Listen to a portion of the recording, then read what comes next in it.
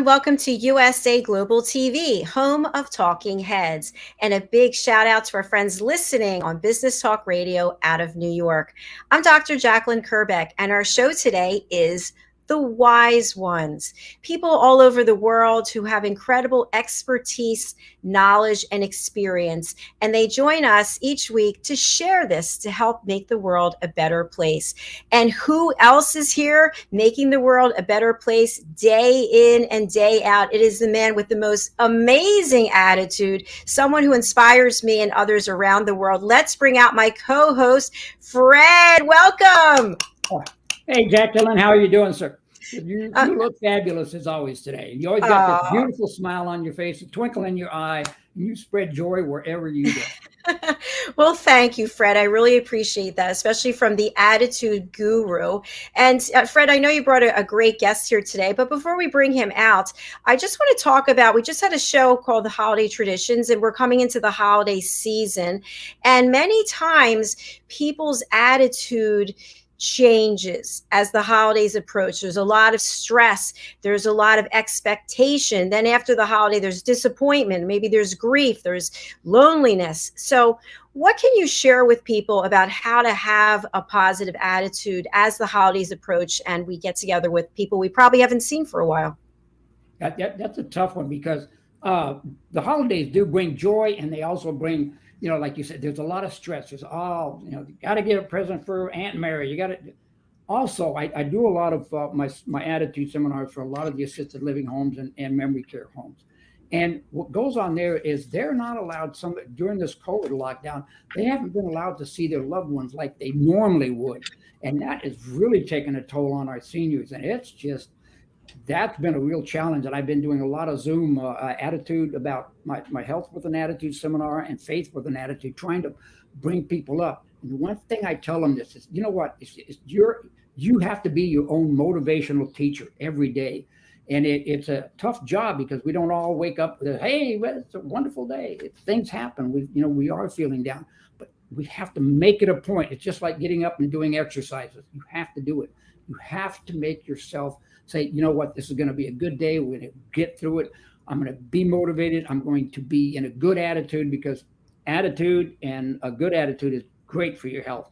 So please, my biggest advice is make yourself your own coach. Bring yourself up every day. Say positive affirmations. I'm going to have a great day. I'm feeling better. We're going to get through. It's going to be a joyful day. I don't care what the situation is. Be your own motivator. Thank you, Fred. That's excellent. And for anybody who's watching, we'd love to hear from you. How do you keep yourself motivated? What are some of the things that you do? Fred, I just shared on the last show that I've spent Thanksgiving. I've also spent Christmas by myself for several years. And what I did in the past is I would start my holiday off by practicing yoga. So I would do yoga, some positive affirmations, and I would be grateful for everything that I have. And I would say, this is one day in the year. And every day is another opportunity for something great to happen. So that's kind of how I've been doing it. Let me throw something else in there, because I want other people to know about getting up and moving is good for your body, and it's also good for your attitude. And I think we talked one time that in your small apartment there, to exercise. So there's no excuse for anybody else. You have a very small apartment that you were in, and you got it, and you walked around your apartment to a total of how long or how far, but you did it religiously. You did it because you knew it was good for you and would be good for your health and your attitude. Exactly. Thank you. And it's so easy when we're at this fork in the road where I'll just keep sitting for another hour. And I've seen this, you've seen this, people just lying in bed. Then what happens is, as time goes on, your energy level continues to diminish, and to get yourself up to where you used to be takes so much more work than if you keep yourself going just a little each day. Exactly. Fantastic advice. That's fantastic. That's true. Thank you, Fred. You as well. So, Fred, tell us about your guest today. Okay, this guy, Charles Walker, he's an MBA, he's an MPA. He's got a list of accomplishments that just puts most people to shame. he has done so many things, and he's done so many things for veterans. He is a vet himself. He's been through all kinds of stuff.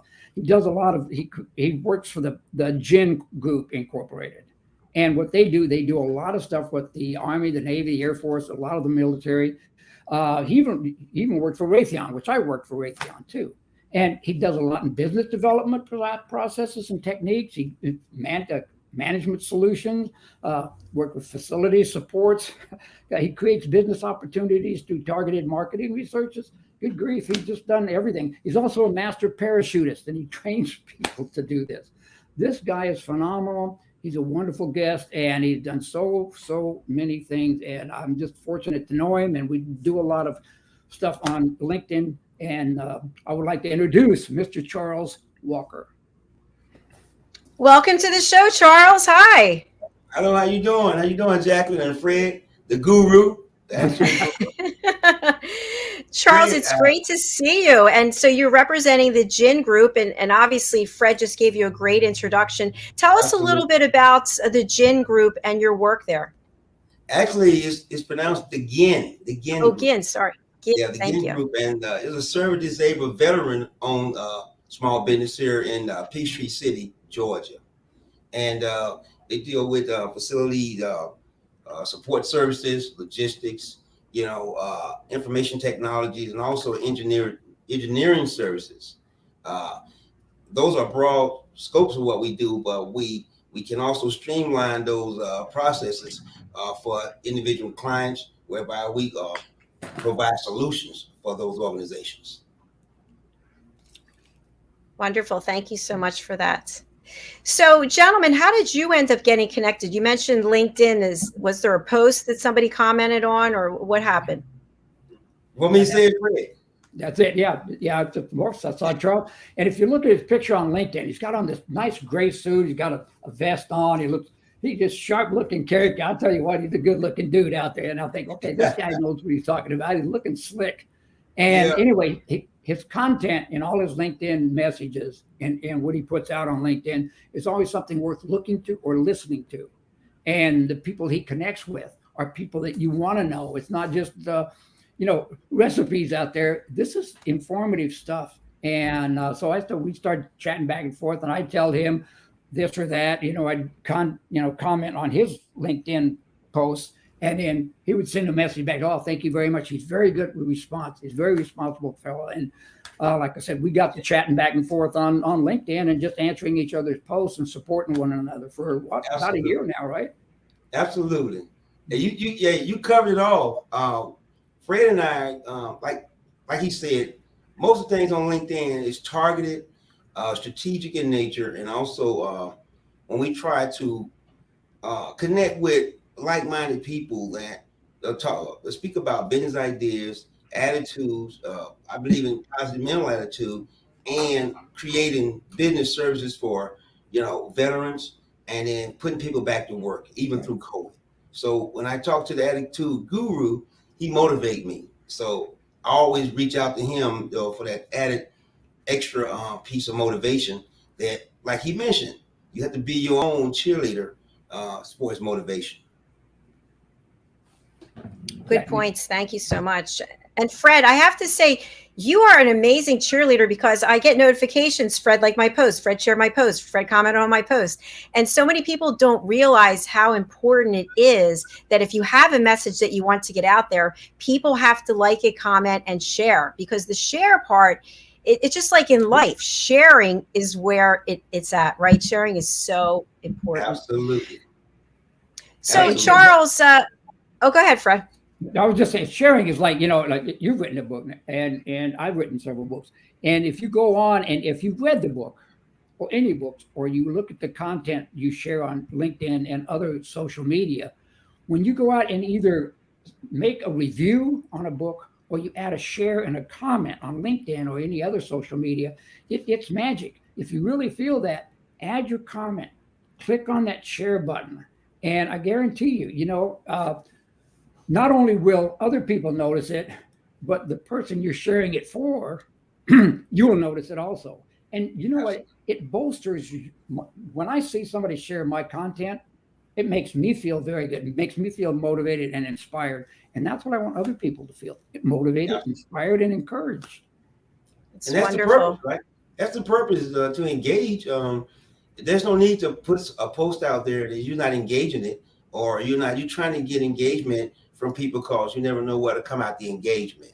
You could be a business development type of opportunity, or it could be an opportunity where somebody got a skill set that you're looking for, and it could create other ideas and solutions for you. So if you engage, that's how it starts. Like communication, collaboration, cooperation. Those are my 3 C's. 3 great points there, Charles.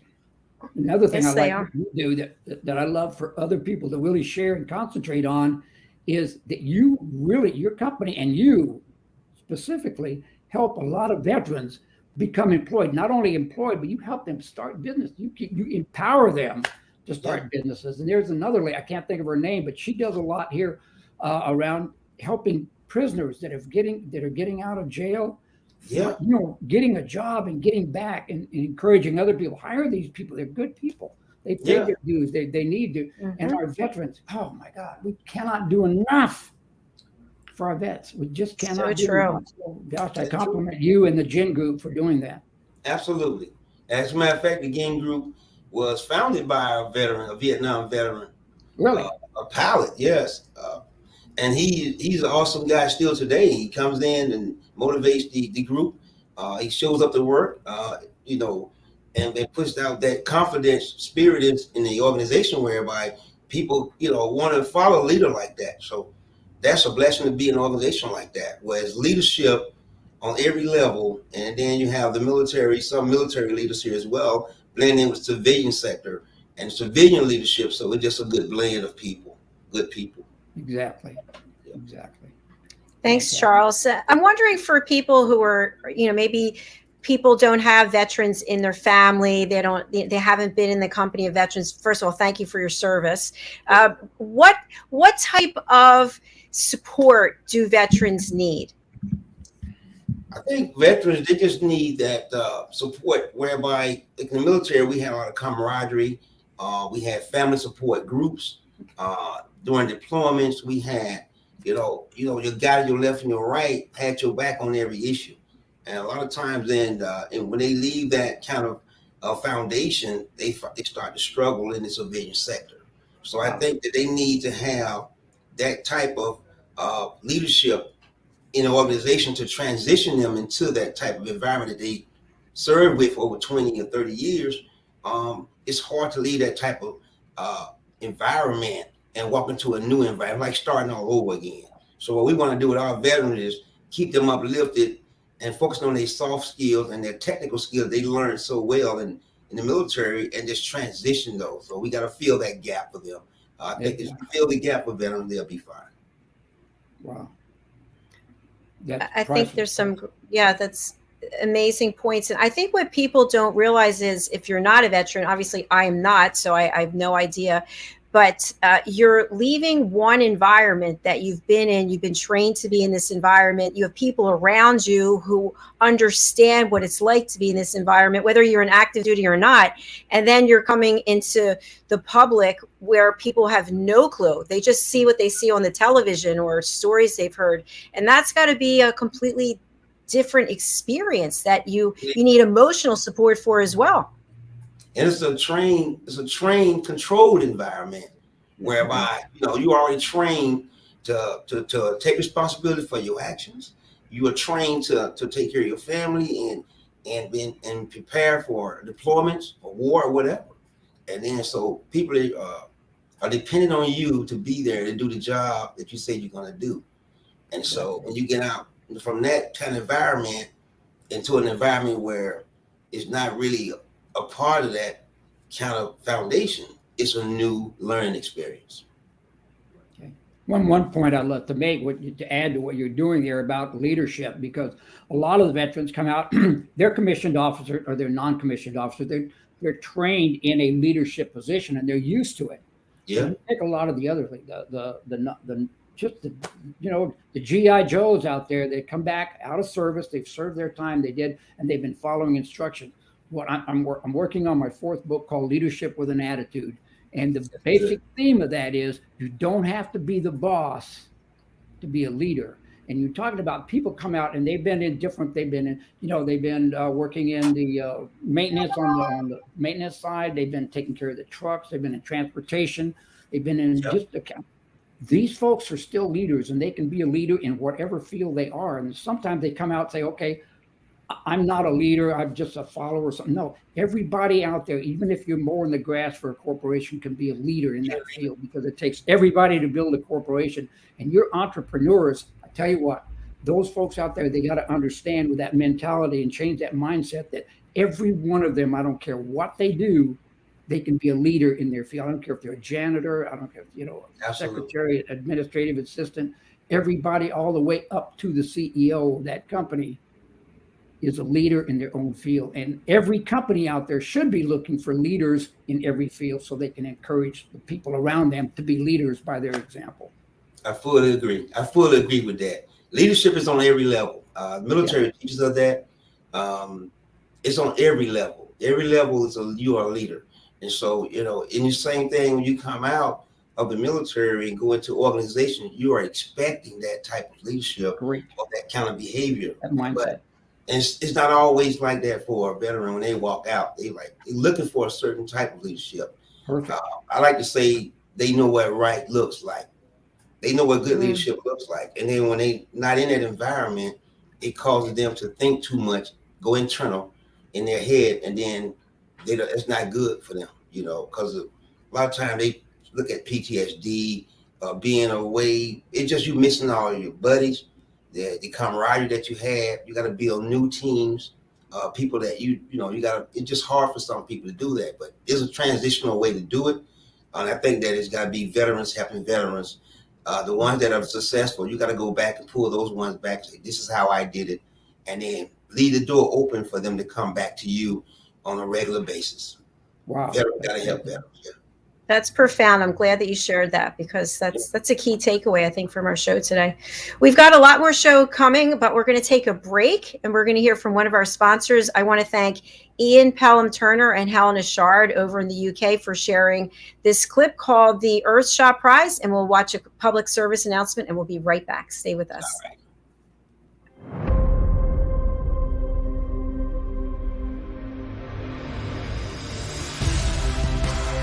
Ours is a world of wonder. Every day it reminds us of its beauty. It touches us, teaches us, and astounds us.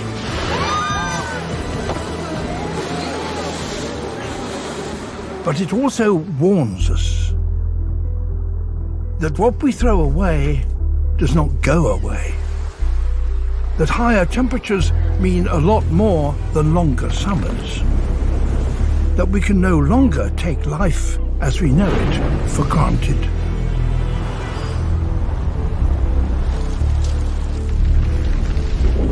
We are at a unique stage in our history. Never before have we had such an awareness of what we are doing to the planet. And never before have we had the power to do something about that. We face a series.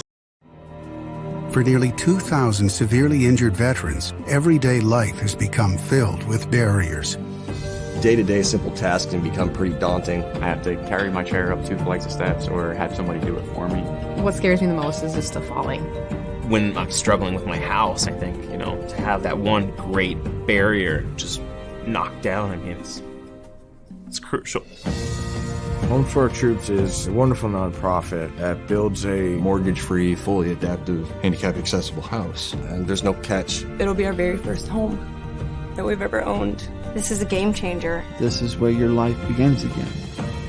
We need you to join us in completing this important mission. Please visit hfotusa.org and help build homes and rebuild lives. Because of you, everything's going to be okay.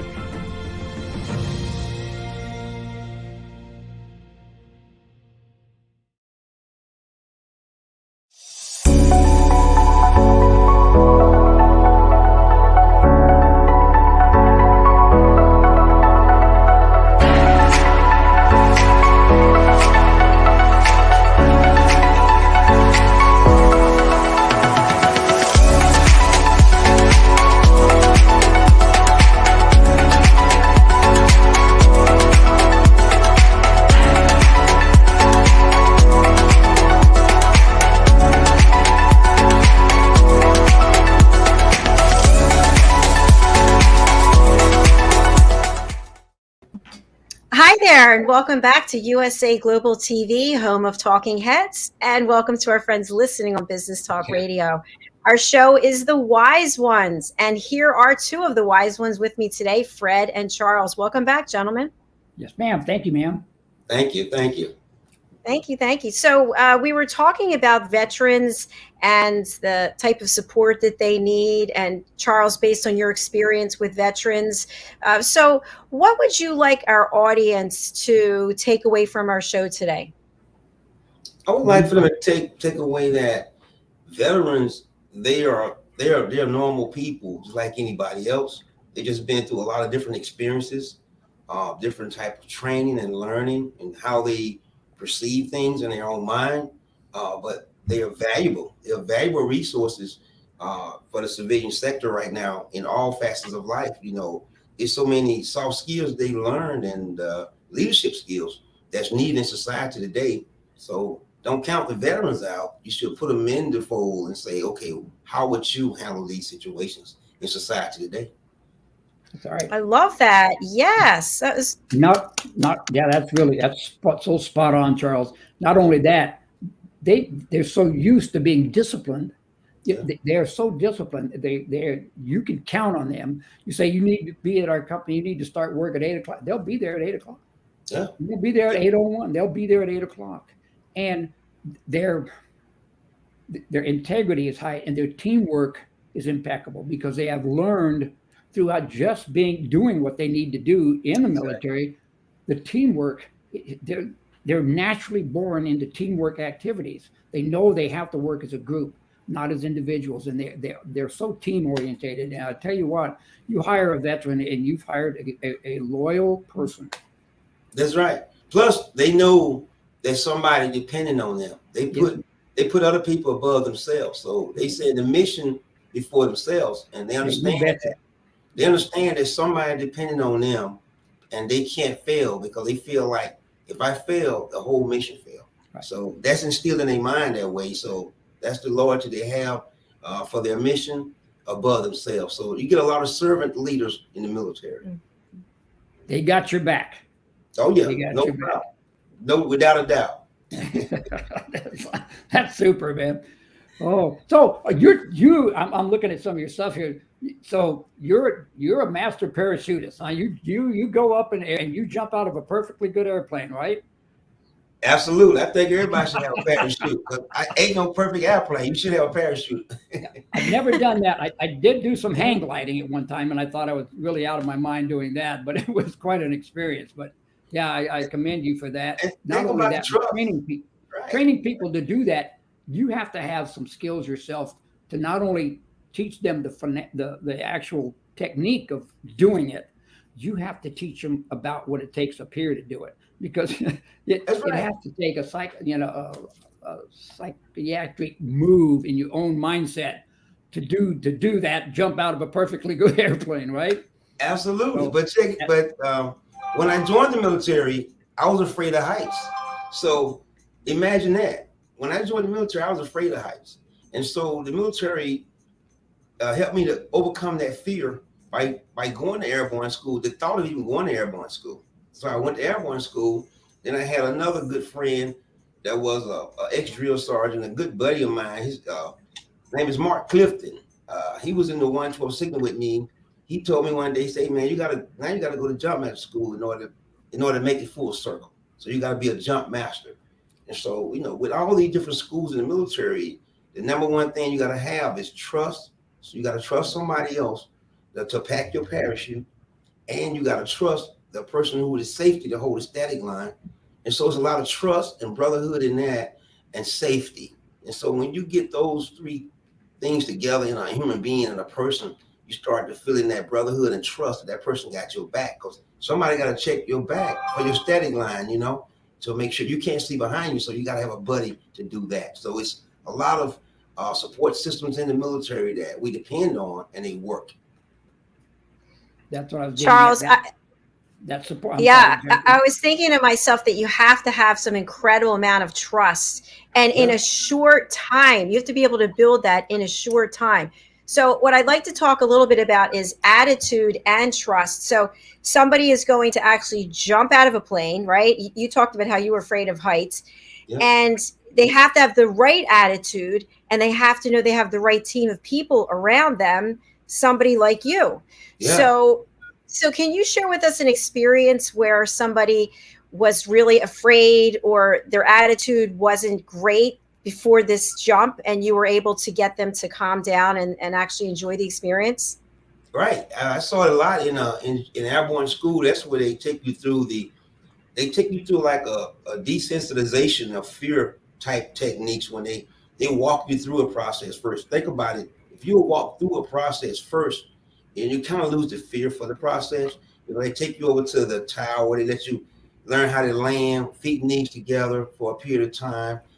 They put you up in the air on what's called the mighty Ungawa, the tower, and they put you up in there and let you look and feel how it feels. They let you down into sawdust. So you're going through the system of it in slow motion, training as you fight, but you are desensitizing yourself to the fear of it. So once you face the fear of it, it won't be so fearful. You actually become bravery, because now you've already been through, you walk through baby steps, and then now you see it in real life. It don't have the intensity of fear anymore. It's just something that you do naturally. It's muscle memory, really. Yeah, it sounds like that old expression, what gets repeated gets remembered, right? Exactly. That's a perfect. Yeah, that's a perfect. Yeah. Exactly. So Charles, I have one more question before I turn over to Fred. My question is, what is the I don't want to say most dangerous, but I can't think of anything else. What is the most dangerous part of the jump? Is it landing with your feet and knees together the way you just described? Is it when you pull for the power? Like, what is it? Actually, the parachute is gonna be deployed automatically in 4 seconds. So you count the 4, 1,000, 2,000, 3,000, 4,000. And your parachute should be deployed at that time. And then if it's not, you got one reserve right there waiting on you. You got 2 chances. So I think the only danger or fear is it if both of those don't open. You know what I'm saying? And I'm still here, so I'm good to go. And I think the danger of it is just understanding the safety processes of the whole process, safety, and learn to pay attention to detail. Once you do that, it's really just putting your feet and knees together where you won't break an ankle or anything like that, and just follow all the procedures, because you got to look at it. It's been done so many years before you got there, and people did it successfully, so you can do it. That's the main thing. It's been done by others, so you can do it. Fantastic. Yeah. You have me thinking about it now, Charles. I don't know. Before I was a definite no, and now I hear Fred went hang gliding, which is on my bucket list. So I think it's because you have this great way of instilling calm and trust quickly. That's right. You have to, because like Fred said earlier, you have to motivate your own self. You got to be your own best motivator every day. Other outside forces is good, but you got to wake up every morning and motivate yourself, no matter what you've been through. Because somebody else went through something worse, and then you just motivate yourself and keep it moving. That's it. That's it. Perfect. Yeah. Well said. Well said. So, Charles, what's next for you? I think to grow with the Ginn group, to learn from the leaders that was already here that laid the foundation. We got some great leaders here that's been here 15 years or more, and I can learn some of the skills of how they from the past performances that they did, the things that they created this company to be what it is today, and then try to build just a foundation to keep hiring other veterans to let them know that it's possible, and then develop more business wins for the company, because the way we stay afloat is through winning government and commercial contracts, whereby we can hire more people and put them in their skill sets so they can grow better and take care of their families. Right. Yeah. Wow. That's the purpose. That's a good future out there. It looks like I know you said you worked for Raytheon early on in Afghanistan, and I worked for Raytheon and TI, and companies. It looks like the Ginn Group is another company that will allow you to grow and Absolutely. learn different things. I was just looking at your bio here, and it's just there's a ton of things out there. TI and Raytheon allowed me to grow and become so many things: Six Sigma expert, records retention Right. manager, supervisor, all these things. I started out in maintenance and facilities as an electrician, and they allowed me to grow. It looks like there's a huge place for you to expand, not only grow yourself, but grow all the people around you and the people you will mentorship in the future. Absolutely. And it comes from, just like you said, with 3 words: communication, collaboration, and then cooperation. Cooperation. Is other people that was already here are going to know. I would be remiss to not give them the authority to learn, because I'm coming over here under leadership that was already solid and sound. So I have to listen to them, and then the things that they did to get the company to where it is today. And then I can try to merge my values and the things that I've done in the past with this company. I can try to merge it and add value, whereby we win more contracts and grow together. But I'm very conscious of the fact that I got to listen to them. I got to listen. That's where I learn. I learn from them. Fantastic. Thanks, Charles. And while we have you on Spotlight, I see the beautiful banner you have behind you. Yeah. What are some of the areas of opportunity that you offer for veterans? Some of the areas, like you say, in facilities, all veterans, we got some facility management opportunities and stuff like that as our contracts grow. And then we have like logistics, which is a broad field, which is my main field, because that was my military occupational specialty in the military. So that's something near and dear to my heart, where we grow and expand those skills, because logistics, it all ties into transportation and things of that nature, because nothing moves or get ordered or get distributed without logistics being involved. And now we got a new leg of engineering with the organization, whereby we got smart guys in engineering who's going to have another avenue approach where we can put people with certain skill sets in those roles, leadership roles, whereby we can just continue to grow in that direction. So we're moving and shaking, whereby we can create opportunities for great leaders, because we want to create more leaders, not followers in an organization. And are these opportunities available anywhere in the country? Right now, we're very active in the state of Kentucky, Alabama, here in Georgia, and also I want to say in Anderson, Alabama, Kentucky, and Georgia. Great. Also, Fantastic. Florida. We got a footprint in Florida as well. Well, that's a pretty wide area, and those 3 areas: your facilities, your logistics, and engineering, huge fields in each one of them. So that's a good operation there that you have there. Yes, sir. Yes, sir. Yeah. Charles, when we think about the wise ones and lessons that we like to leave with others, for your years of service, what you've learned and the work that you're doing now, what are some wonderful key takeaways that you've experienced in your life that you can share with others? I think it's one that I didn't understand years ago, because I studied Zig Ziglar for quite a while. And he said something similar to, if you help enough people in life get to where they need to be, eventually you will get to where you need to be. I never could really understand it. I read it over and over again.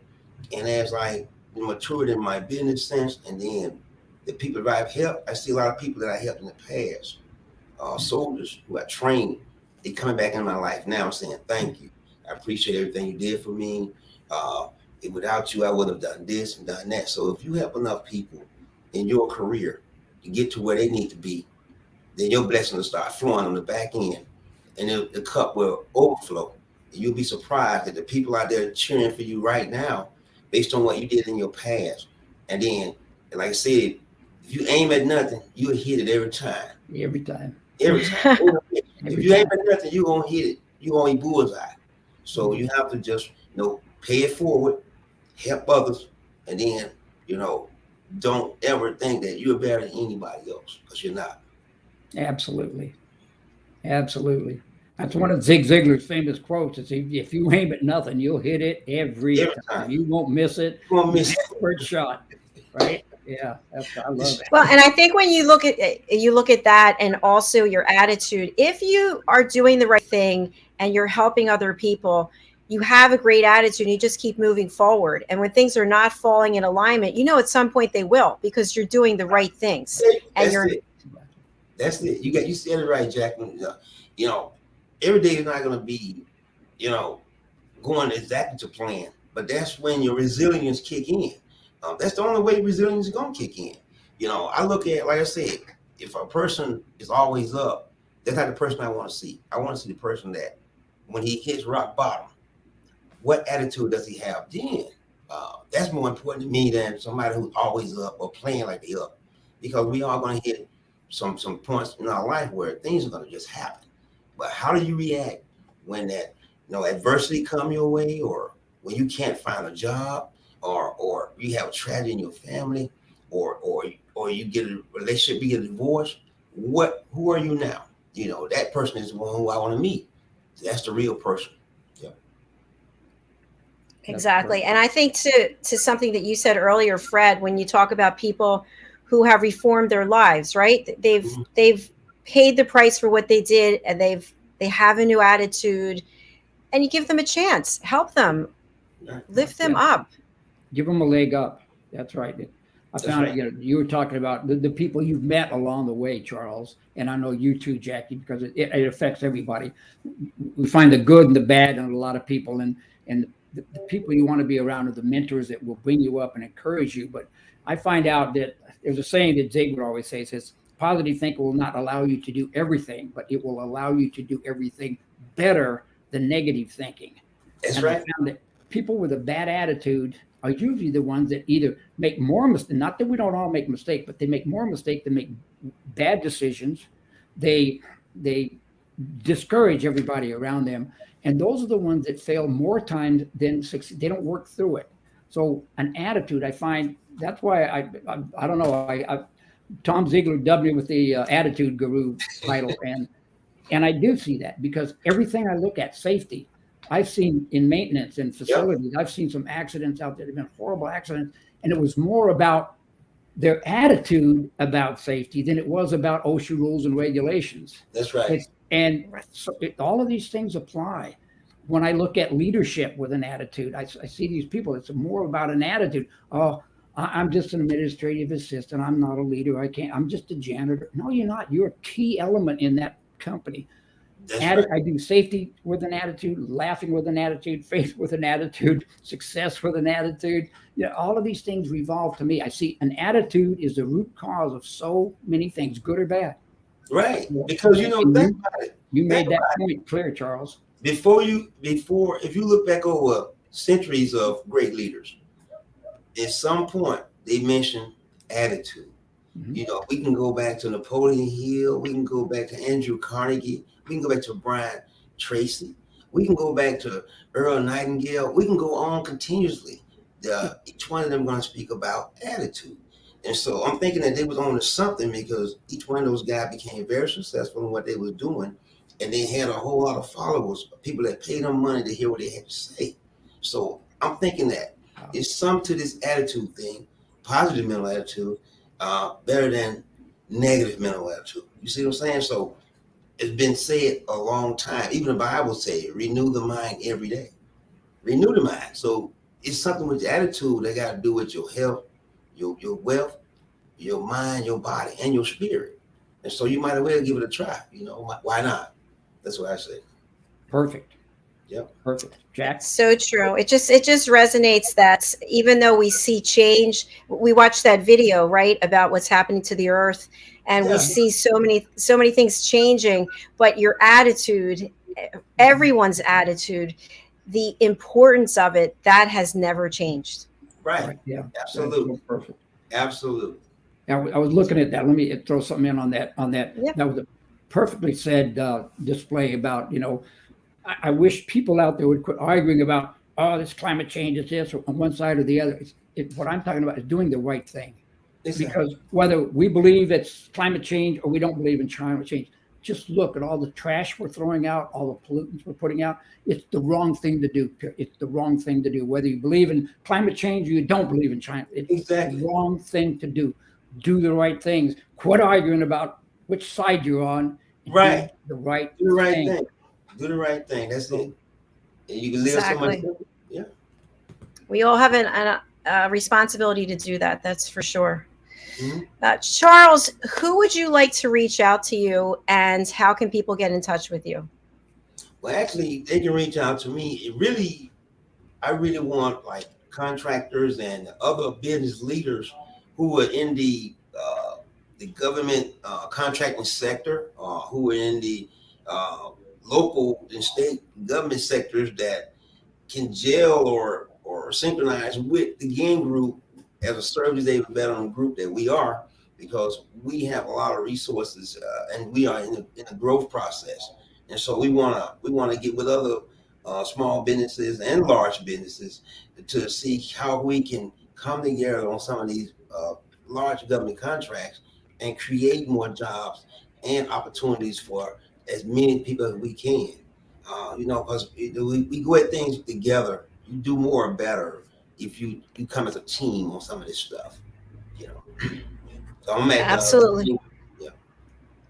And Charles, we are streaming your banner, and your information is on all of the platforms. We just posted it.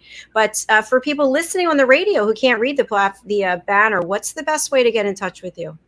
The best way to get with me is at cwalker at Ginn Group. That's GINNGROUP.com. Charles Walker, theginngroup.com. And go to our website and check out what we do and what we're involved with. And then reach out to me at cwalker@ginnngroup.com. Wonderful. Thank you so much. And Fred, what's the best way for people to get in touch with you? We've just posted your information on social media. The biggest one, I usually just do mainly on LinkedIn. Me too. And you can find me on LinkedIn. Just look up the name Fred Kienle, and you can put up the space up there. And it'll bring up a whole bunch of stuff that I do. I do articles and stuff. I do a bunch of articles about whatever happened to things in the past. And I have a lot of fun with that on a memory trip down memory lane. But also you can look me up on Amazon.com and look for the book, Health with an Attitude. You don't have to buy it. Just look at it. Health with an Attitude by Fred Kienle. And just click up and look at it, because I'm so proud of this book, because it's helping so many people stay healthy or get healthy or have health issues. I've been so blessed by being able to do this for the last 2 years. I've reached so many people, and I've gotten so much feedback from it. So I'm reaching out to other people to go do that and look at it. So you can also reach me if you want to have one of my seminars or any of my leadership or any of my attitude seminars that I do. Touch base with me at down there is FKIENLE@AOL.com. And just send me a line or touch base with me on LinkedIn and find out what it is that I do and how come I do it. And like I said, I've been blessed by being able to be a blessing to other people, and I'm just thrilled. So I appreciate that, Jackie, for being on the show and being a co-host with you and having wonderful guests like Charles Walker on our show. I appreciate it. And Thank you. I'm thankful too. And Jacalyn, now you and I are connected on LinkedIn. Yes, we are. Yes, we are. We're communicating and putting the word out there. We sure will. And Fred, I also put the name of your book onto the post as well, so people can find that, Health with an Attitude. Charles and Fred, thank you, gentlemen, for being here. It's been an absolute pleasure, and I wish you the best. And for anybody who's just joining and missed the show, there's many places you can watch it, but may I suggest that you go over to our YouTube channel, USA Global TV. I'm actually watching it on the other monitor. It looks really good. You guys look great. And you can just click subscribe. And we have a playlist there called The Wise Ones, and you can see all of our shows there. All right. Thank you so much. All right. Thank you. Bye, everybody. Dr. Jacalyn, thank you. Goodbye. God bless. Have a happy Thanksgiving coming up. Happy Thanksgiving, everyone. Bye-bye.